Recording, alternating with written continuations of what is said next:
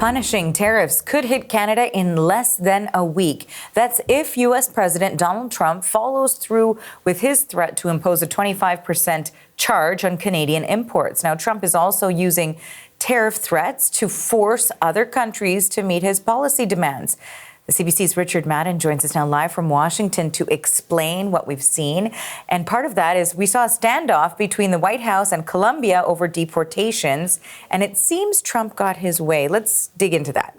Yeah, you sure did. Good morning to you. And it's been a wild 24 hours and a very public showdown between President Trump and the president of Colombia, as you noted. The Colombian president initially refused to accept deported migrants from the U.S. returning to their home country, and both countries began threatening tariffs against each other until a late-night deal was reached. And the White House is now declaring victory, releasing a statement late last night. I'm going to read part of it to you. It says, President Trump will continue to fiercely protect our nation's sovereignty, and he expects all other nations of the world to fully cooperate in the accepting the deportation of their citizens illegally present in the United States. Now, all this started over the weekend when Colombia's president turned away 2 military flights of migrants who deported from the U.S. wearing shackles. The president of Colombia took to social media condemning how they were treated. He posted, and I'm quoting here, "A migrant is not a criminal and should be treated with the dignity a human being deserves." Now, that angered Trump, who threatened to slap a whopping 25% tariffs on all Colombian goods coming into the U.S. He also proposed a travel ban for Colombian citizens and revoking visas of Colombian government officials. Now, Colombia's president vowed retaliatory tariffs, and things quickly escalated until they came to an agreement. Now, Colombia is not a major trading partner with the U.S. Steep tariffs would have seen Americans paying more for coffee, flowers, and certain minerals. And while a trade war has been averted for now, this extraordinary public spat may be a preview of how Trump will use tariffs as a weapon against America's neighbors and allies as part of his immigration crackdown. Take a listen. Of course, the United States can impose for a short term tariffs on the imports from Colombia, and this is going to be devastating for the country. So it's an instrument to pressure this nation in any single form. And this is also a sign to other countries, particularly a sign to Mexico, because there are more things that the United States were going to negotiate with Mexico, particularly in the in immigration. So Trump using tariffs to get his way. You noted off the top of these potential tariffs the U.S. might slap on Canada and Mexico as early as February 1st over Trump's concerns on immigration. So we're standing by to see if he follows through with that.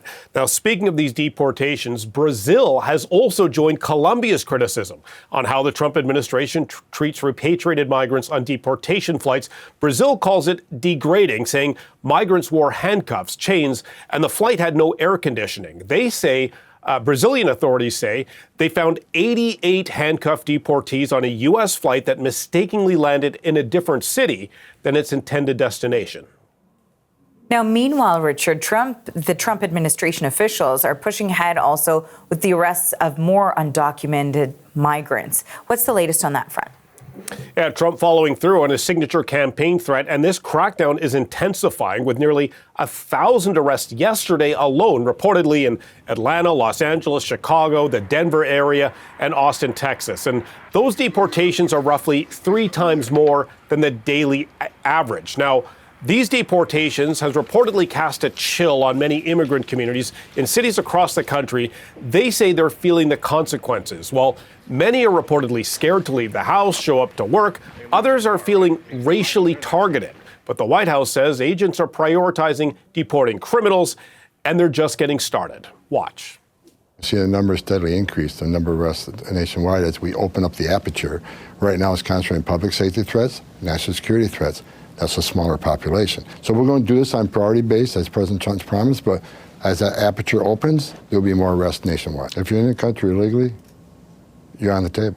Let me start by being clear that when we're talking about violent criminals who've been convicted and who are undocumented, we don't want them in our state. We want them out of the country. What they're also doing, though, and it's quite disturbing, is they're going after people who are law-abiding, who are holding down jobs, who have families here, who may have been here for a decade or 2 decades, and they're often our neighbors and our friends. And why are we going after them?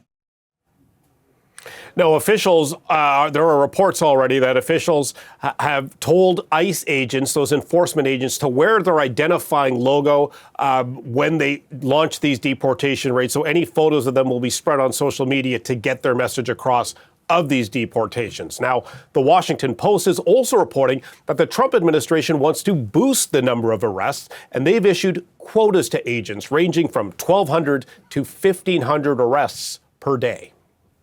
Incredible. Okay, thanks for this, Richard. That is the CBC's Richard Madden in Washington.